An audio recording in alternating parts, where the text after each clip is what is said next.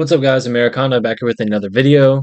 In this video, we'll be talking about two key charts, the VIX as well as the Japanese yen priced in US dollars. The VIX will give us a good idea about how the market digests fearful times just like this. The Japanese yen also slightly plays a similar role to this, but in this video, we're going to frame it as a chart that could potentially get liquidity rolling again. So let's go ahead and dive into the video. I mentioned it in my other videos this week. We're going to try to keep these things a little bit shorter, a little bit sweeter, try to pack all the information in really quickly. And if you guys do want to rewatch or something like that, then you can do it. But I don't think I need to be ranting on here for 20, 30, 40 minutes. Trying to edit those videos can be a pain. And I don't want to put you guys to post 3, 4, 5 times a week. So there's plenty of content out there for you guys to enjoy and consume. But with that being said, again, let's go ahead and dive in. All right, so how did I come about creating this video? How did I come about looking at these levels on the VIX? You can see I have marked over here this 29 level in this very thick, very bright yellow line. The reason for that is about around this level, 27 to 32 kind of area. This entire cycle has been an area where we've seen reversals. So I've kind of marked it out earlier phases in this cycle of a key level that we do want to watch out for. Potential market reversals coming in. Obviously, when the market gets extremely fearful and extremely volatile. If you guys don't know what the VIX is, it's like a stress meter for the stock market.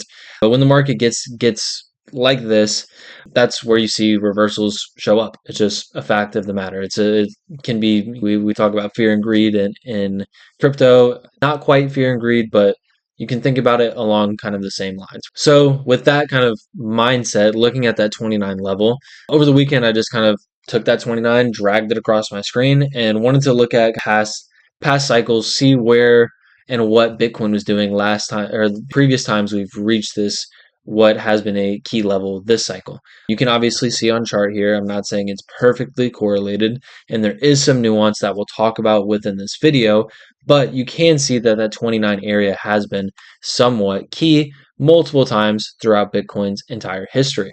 You can see down below we have some green bubbles, we have some yellow boxes. These all kind of mean different things, and we will go ahead and start discussing that right now.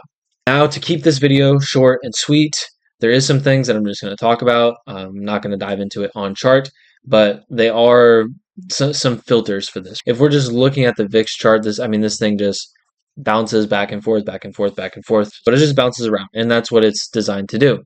Now, we need something to filter where we could potentially be at within a cycle, not based on what the VIX is doing, but with some other confluences as well, which is something we do along this channel a lot. We're always looking at trying to get as many charts to line up as we can, because that's how you successfully invest in a macro environment or with a macro outlook. You have to have multiple confluences across multiple time frames, things of that nature. So with that being said, my filter on this is going to be the high time frame momentum of Bitcoin. I'm talking 3-day, weekly, and monthly, which I've shown in other videos is pretty much the lowest it has ever been in history. All right, guys, this one is about 50-50. Weekly momentum could potentially be at a level similar to this.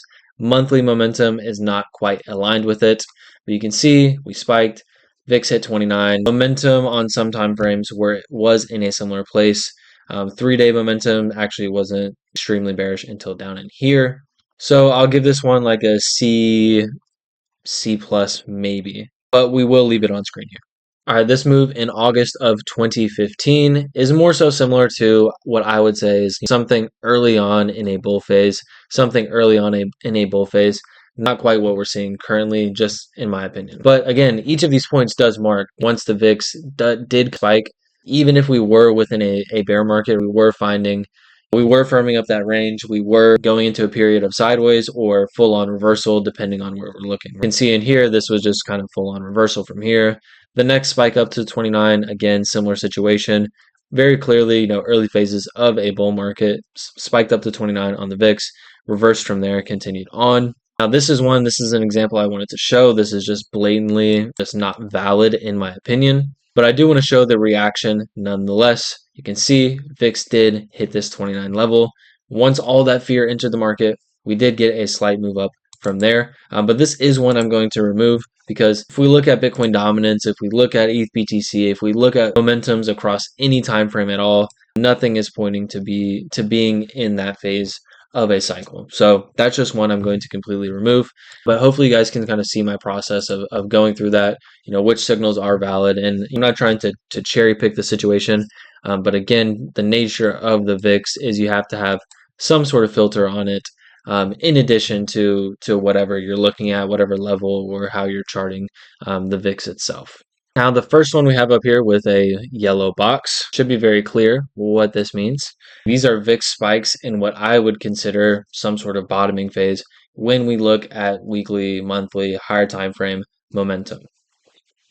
And you can see once these spikes did come in and we were able to roll over, this range had been firmed up and we kind of moved on from there with what ended up being the bottom for that cycle.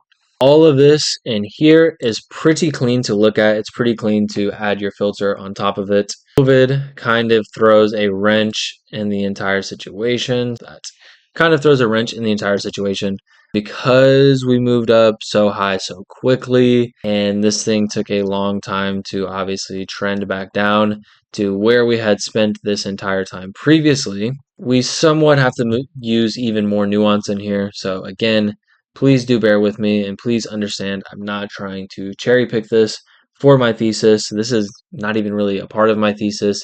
It's more so just something near term that a lot of people are talking about. And so I want to kind of add a little bit more clarity, maybe a different perspective. So next time you see somebody, you see a tweet of, oh, VIX is at 29, World War III, you don't have that kind of gut reaction of fear and you don't fall for that fear mongering. But anyways, obviously COVID well above 29, well within some sort of bull cycle. And again, once this was able to find a top in here, this ended up being the low. Now we do have some quick spikes in here that again, I just wanted to reiterate the point that this 29 level is extremely key when it does come to finding reversals. I do not think we are in some sort of phase like this. Again, looking at momentum, looking at the dynamics of the market, I just don't think we are in some sort of area or range like that currently. So I will go ahead and remove those. But again, on here, if I throw some vertical lines and on these taps of the 29 level, we can see that they did play out very nicely. So we'll go ahead and remove those, but just wanted to show that on there as well. COVID kind of throwing a wrench in the situation here, having this thing trading from higher essentially because of this move up here. And this is when you have to really lean heavily on those other dynamics in the market, like momentum, like your on-chain metrics, things of that nature, to help pinpoint, have an idea of where Bitcoin could be, and then look at the VIX after that. That being said, like I've mentioned in this video, Bitcoin's getting the lowest readings on weekly, monthly, 3-day momentum, no matter what kind of momentum indicator you do choose to look at. So if we had to pinpoint some spikes in the VIX over that 29 level within the constraints of where momentum is and has been, we would be looking at these two levels right in here, which is why this gets another yellow box because these are VIX spikes within some sort of bottoming phase. And again, you can see once this was resolved, market was able to find a floor, find a bottom. And then moving down the line here, we just kind of have some more examples like this. Spikes in the VIX up to that 29 level within a very clear secular bull market. And you can see it coinciding with these different areas in here. I remember the narratives at the time. This is your tariff spike. This is your first yen carry trade spike that we had in here. This was regional banking liquidity or banking liquidity, or was it that long ago? Like the SVB collapse, the Silicon Valley Bank collapse, just kind of like credit and liquidity issues in the market, making headlines, things like that, causing the VIX to spike. But once it did tap that 29 level, you were kind of already within the thick of it, or already kind of working on getting out of that bottoming zone. Now, what does that mean for where we are currently at? I feel like I've made myself clear, or I've alluded to it a few times, but with where momentum is currently at, I definitely think this is going to end up getting some sort of yellow box. Now, does this mean we are V-bottoming like 2018? Does this mean we are ranging and sweeping the low like 2022? I do not know. I've covered that potential sweep of the low forming some macro bullish divergence. I have that. I don't know what the video is going to be titled, but just check one of my other videos out this week, or even last week I covered it in there as well. But I do think we're finding some sort of macro bottom. So to have this spike in the VIX over this 29 level while this is happening definitely puts us in an area that when this can go ahead and get resolved, I guess I should add little arrow points on here, but when this can go ahead and get resolved, then we can go ahead and start moving up. Like I said, I'm trying to keep these videos shorter, so I know you guys might be wondering, or you might be asking yourself, well, what about the Nasdaq? What about the S&P 500? What about the Dow Jones? What about macro recession? Like if we're in a macro recession, blah blah blah. Short answer is I don't think we're in a macro recession. I can't cover all of that in this video. Typically, if you want to know if we are in a macro recession, if people are saying that we're in a macro recession, or if stocks have been dropping long enough that people say we finally are in a macro recession and that's in the headlines, we probably are not in a macro recession. I've covered it in other videos, potentially cover it in other videos. I don't have any videos coming out on it on this week or during this week. But again, I can't cover everything every single video. So if you guys want to know more about what I'm looking at in the channel in general, please do make sure you subscribe. I've been trying to keep these short. We still have to cover the Japanese yen. So let's go ahead and quickly do that as well. Again, I'm not going to have time if I'm covering these topics in every single video to give you guys a full backstory and full history on what these things mean and the implications around them. But I'm sure you guys by now have heard at least of the Japanese yen carry trade, the issues around it. It crunches up liquidity in the market, all of these different things. Really quickly, I suppose I can add Bitcoin's chart on here just to give you guys a visual of what I'm talking about. So when JPY USD hits these major levels up here, this marks carry trade fears. The Japanese yen is getting expensive against the US dollar. Those loans are getting recalled and the carry trade ensues. So if I mark this right here, if I mark this right here, obviously very volatile times in Bitcoin, fearful times in Bitcoin. The carry trade fears happening, potentially even a little bit before, just in or around that area is kind of my point, right? Now, when you really should be worried about the carry trade is when JPY USD is at these macro lows, because this is when the Bank of Japan steps in and basically says they are going to use whatever systems or tools that they have to strengthen their currency. When they go in to strengthen the currency, Japanese yen carry trade ensues from there. Now, we have not heard word from the Bank of Japan. We had a slight rate check from the Fed. Probably, what would that have been now? I guess that would have been in January now. I don't really recall, honestly. Within 2026, we had a some sort of rate check come in. And we are currently at a level where we do need to be looking out for statements from the Bank of Japan, things of that nature. This is another one I covered in depth in a video a few weeks ago. There's something called the Plaza Accord. You guys should just look it up. I can't cover it in this video, but it's essentially the Fed and Bank of Japan and other countries stepping in to potentially strengthen the yen, but in a way that doesn't hurt the US bond market and in a way that also weakens the US dollar, which would ultimately be bullish for markets. I also cover in that video that most of this decline from the Japanese yen is actually due to fiscal spending. So this is not from Bank of Japan continuing to give out cheap money. Their debt to GDP ratio has actually increased. But the reason I want to cover this now is, again, if this is coming from fiscal spending and Bank of Japan is not going to step in, and we do start taking out some of these lows in here, some of these lows in here, things could get pretty bullish pretty quickly, because if JPY USD doing this is bearish for Bitcoin and risk on assets because of the carry trade, the carry trade continuing in the favor of liquidity is going to be extremely bullish. Now, looking at the higher time frames, looking at the monthly time frame currently, this thing is kind of cooked on the monthly time frame. It's a little bit conflicting and has been a little bit worrisome because the weekly doesn't look too bad. But moving down to something like the 3-day, you can see this thing has somewhat started to roll over. But I'm mainly focused on this monthly chart in here. I did have a tweet the other day. It was kind of just a fun one to chart out. I don't think it's JPY USD is going to go to zero.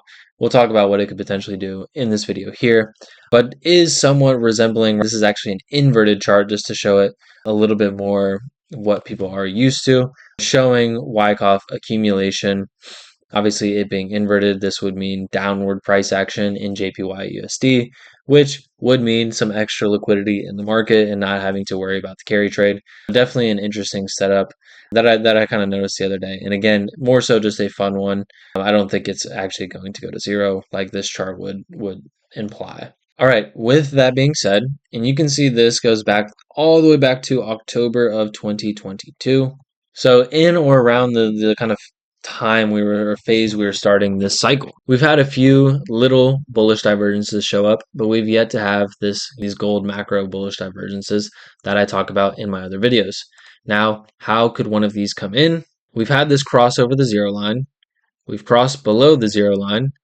So any sort of shallower momentum from these levels up in here, while price is below, so it would probably actually come from that level right there is probably going to be the cleanest. If price does move and kind of chop in here before reclaiming the range, I do think this area in here would be enough to kind of give us the things that I've been talking about, blow off top in equities, blow off top in crypto before some sort of recession comes in. Again, maybe it was this video where I mentioned some recession stuff, but it would basically people would stop talking about a recession, but all those same problems in the economy that they're quoting right now, which I do see as well, would still be there, and they'd simply forget about it because asset prices are going up.